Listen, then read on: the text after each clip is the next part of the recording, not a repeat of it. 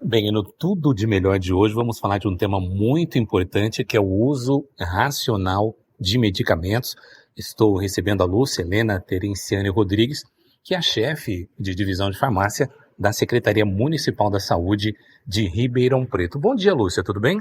Bom dia André, e bom dia a todos os ouvintes. Lúcia, é um dia todo especial para falar sobre uso racional de medicamentos. Por que foi necessário criar essa data e qual a importância dela? Bom, primeiro assim, só esclarecer para todos o que significa o uso racional de medicamentos. A gente fala em uso racional quando a gente pensa desde a prescrição do medicamento. Então, o medicamento ele deve ser bem prescrito para o tratamento daquela doença, para aquele paciente. Ele tem que estar com uma posologia adequada. O paciente tem que consegui-lo, então ele tem que ter acesso e depois fazer o uso correto, de acordo com a indicação médica. Então quer dizer que começa com o próprio profissional de saúde tendo cuidado na prescrição, na forma de preencher a receita, receita legível, tem todos esses detalhes também? Exatamente. E hoje é um dos grandes desafios dos sistemas de saúde. Então, na maioria das vezes, a gente consegue garantir o acesso do medicamento à população, que é um direito constitucional, inclusive. O desafio é que ele seja bem usado após. Agora, quando você fala em acesso, existem algumas lendas, algumas coisas. Por exemplo, o remédio do SUS, remédio do postinho, da unidade de saúde. Algumas pessoas falam, mas o remédio lá do SUS não é efetivo. Existe isso? Como que é feito o processo de escolha, de compra, de seleção? E qual a efetividade de um medicamento disponibilizado para o cidadão comum, gratuitamente, e aquele que ele compra numa farmácia? Infelizmente, a gente sabe, né, que isso é uma crença da população, que tem mudado, né, nos últimos anos. Isso não deve acontecer. É claro que quando a gente faz a compra de medicamento no SUS, não só de medicamento, né, as compras públicas, a gente faz pelo menor preço.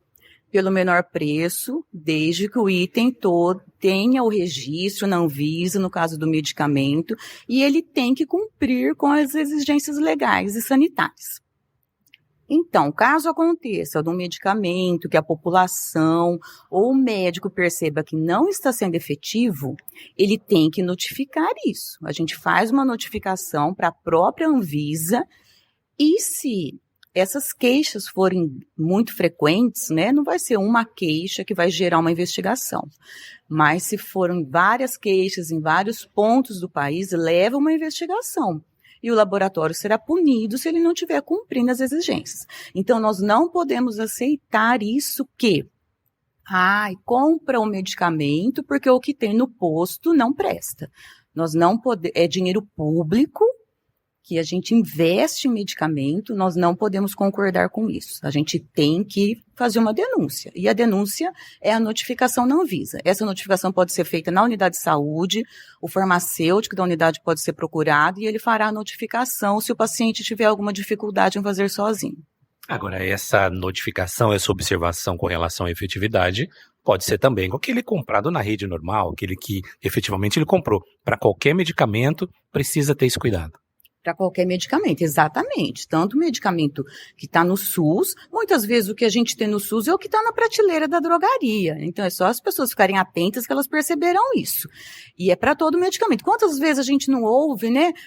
Tal laboratório está recolhendo um lote do medicamento porque foi constatado. Então, às vezes, pode ser em consequência, né, de uma notificação que foi feita por um paciente que percebeu algum problema com aquele medicamento.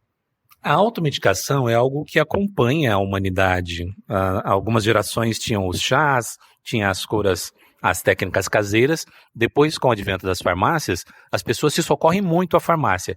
E todo mundo quer uma solução. Você começa a tossir, eu uso aquilo, eu uso aquilo outro.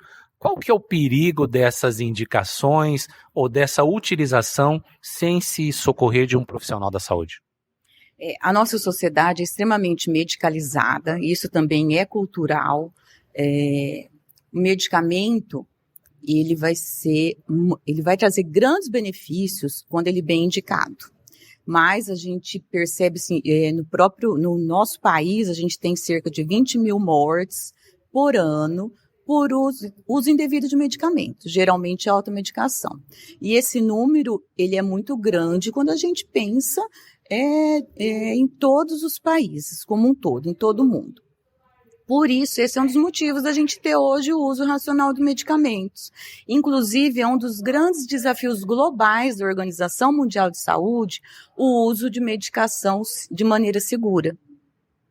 Porque os prejuízos à própria sociedade, ao sistema de saúde, o número de internações gerados, com internação por conta do uso indevido de medicamentos, é muito grande. Então, o prejuízo é maior tratando pessoas que usam o medicamento de maneira errada do que realmente as doenças. Então, e uma das grandes causas é a automedicação, né? Os pacientes se automedicam, eles associam medicamentos que não poderiam ser associados, porque eles não têm esse conhecimento. Uma coisa que é muito frequente, o uso de intoxicação por paracetamol. Então, paracetamol é um medicamento, ele é analgésico, então muito usado num estado viral, uma dengue, uma gripe. Então, existe o paracetamol na forma isolada, só que ele faz parte de muitos medicamentos antigripais. Então, quando eu vou lá, eu compro pelo nome comercial, existe uma associação de medicamentos e, na maioria das vezes, o paracetamol está lá para o meio. Então, eu compro o paracetamol isolado e eu tomo paracetamol em várias outras associações. E isso pode levar a uma intoxicação. Além da intoxicação, quando eu vou comprar um medicamento indicado por alguém, talvez eu resolva aquele sintominha do momento, mas a causa continue e eu corro o risco de um agravamento da doença? Exatamente. Então, embora muitos medicamentos, aqueles medicamentos com a tarja vermelha, são medicamentos que só poderiam ser vendidos com a prescrição médica, mas não há uma exigência de retenção de receita. Então, isso não tem como ser fiscalizado. Então, muitos medicamentos no Brasil que deveriam ser vendidos apenas com a prescrição, eles são vendidos sem prescrição. Então, são medicamentos mais perigosos e, como você disse, às vezes eu camuflo, né? Eu melhoro em algumas situações, mas eu não tratei a doença da maneira correta. E isso pode voltar depois de uma maneira mais grave. Nesse momento em que falamos de uso consciente, e aquelas farmacinhas, aquele cantinho na casa que todo mundo tem um armário, um cômodo, uma caixa, um baú, que está cheio de medicamento. Como lidar com isso, como conservar também. Fala um pouquinho dessas pessoas que começam o tratamento, sentem uma melhora e interrompem. Como que deve ser a orientação para quem está nos ouvindo agora? Uma coisa assim, todo mundo vai ter uma caixinha de remédio em casa. E eu acho que isso é importante. Mas, associado a isso, é educação em saúde. As pessoas têm que saber o que elas podem, que decisão elas podem tomar com segurança em relação a medicamentos. Quem não precisa de um analgésico em casa? Às vezes até um antitérmico, eu estou num quadro viral, estou febril, eu não preciso às vezes correr para um médico por conta de um antitérmico. Eu tenho em casa, eu vou me medicar. Até às vezes, eu tenho um filho de 14 anos. Agora, eu tenho que perceber quando a situação está complicando, não é apenas esse quadro viral se complicou e eu preciso de uma avaliação médica, talvez para o uso de um antibiótico. Então, hoje, por exemplo, a venda de antibiótico ela é controlada. Esse sim eu não consigo comprar sem uma prescrição médica. E foi esse o motivo. Conta do uso indevido dos antimicrobianos, levando a um grau de resistência que pode trazer complicações assim drásticas para toda a população em relação à saúde pública. Então, eu acho importante a gente ter nossa farmacinha, mas ficar atentos à validade da nossa farmacinha. Quantas vezes a gente pega aquela caixa lá e eu tenho medicamento que está vencido há 2 anos. O descarte, onde eu vou guardar essa minha farmacinha? Então, uma cidade como Ribeirão Preto, que é uma cidade quente. Então, a gente tentar deixar guardado num lugar mais fresco da casa, não deixar na cozinha, perto de fogão, não deixar em lugar úmido, porque a umidade, ela estraga o medicamento, tem muitos medicamentos muito sensíveis à umidade, e ele perde a atividade dele se ele é exposto à umidade. e também atentos ao descarte. Existe uma legislação em relação ao descarte de medicamentos, o risco disso estar no meu lixo, alguém pegar esse medicamento, ou a própria contaminação do solo e dos lençóis freáticos. Então, em dúvida de como descartar o meu medicamento vencido ou que não tenha mais condição de uso, existem as próprias redes de drogarias maiores aqui em Ribeirão, elas já fazem o recolhimento desse medicamento ou na farmácia da unidade de saúde. Embale da melhor maneira adequada e leve à farmácia da unidade de saúde, que ali nós vamos providenciar o descarte correto dos medicamentos. Lúcia, vamos falar sobre o profissional de farmácia. Durante um bom tempo, em muitas localidades brasileiras, não tinham profissionais de saúde, a referência era o farmacêutico. Com o passar do tempo, aconteceram algumas restrições à sua atividade e, recentemente, alguns avanços, inclusive com a possibilidade de algumas prescrições. Qual que é a importância do relacionamento do profissional de farmácia com o paciente dentro do sistema de saúde? Não, o farmacêutico, ele teve um distanciamento, sim, da população nas últimas décadas por conta da industrialização.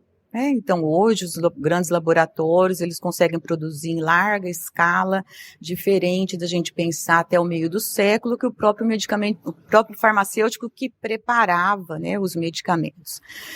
Hoje, a gente tem um retorno da proximidade do farmacêutico com a população. A gente entende que o farmacêutico, ele é um profissional muito acessível à população e ele tem uma formação que permite uma orientação ao paciente diferenciada dentro do sistema de saúde. Então, o acompanhamento do paciente, o diagnóstico, quem faz diagnóstico é médico, então isso é claro. Após feito o diagnóstico, o farmacêutico acaba tendo um papel muito importante no tratamento desse paciente. Ele pode orientar esse paciente, acompanhar para detectar se o medicamento que o paciente está usando está tendo algum efeito colateral, às vezes efeito colateral que leva o paciente a deixar de usar o medicamento e ter um descontrole de uma doença crônica. Talvez medidas simples resolvam esses efeitos colaterais, por exemplo, o horário de tomada, se está tomando com alimento ou não. E se não resolver, o próprio profissional de saúde pode passar essa informação para o prescritor, que aquele paciente não tolera aquele medicamento para ter uma troca da terapia. Orientação de uso, como a gente estava falando do uso racional, hoje a gente barra muito na adesão. Muitos pacientes não conseguem aderir ao tratamento, principalmente tratamentos de doenças crônicas, que são tratamentos para o resto da vida. Então, o paciente não adere, ele inicia, com o tempo ele deixa de tomar algumas doses, existe, como você disse, muitos mitos em relação ao medicamento, eu vou tomar isso aqui, eu vou viciar, e os pacientes interrompem o tratamento. Então, é mais um ponto fundamental da atuação do farmacêutico. A partir do momento que ele tem um vínculo com esse paciente, ele faz a devida orientação e acompanhamento farmacoterapêutico desse paciente, a gente consegue melhorar muito o nível de adesão dos pacientes. Nesta semana, em todo o Brasil, várias atividades sendo realizadas de conscientização, aqui em Ribeirão também. E você, com essa responsabilidade de chefiar uma equipe tão grande, que mensagem você deixaria nesse momento para os nossos ouvintes? Procure seu farmacêutico. Hoje, então, todas as unidades de saúde, todas as farmácias das unidades de saúde têm farmacêutico. Já existe a possibilidade de agendar uma consulta com o farmacêutico na unidade de saúde. Então, se você tem alguma dúvida em relação ao seu tratamento medicamentoso, procure o farmacêutico que ele poderá te ajudar. Muito obrigado, Lúcia. Aqui no Tudo de Melhor eu falei com Lúcia Helena Terenciani Rodrigues, chefe da divisão de farmácia da Secretaria Municipal de Saúde, nessa data tão importante, o Dia Nacional do Uso Racional de Medicamentos.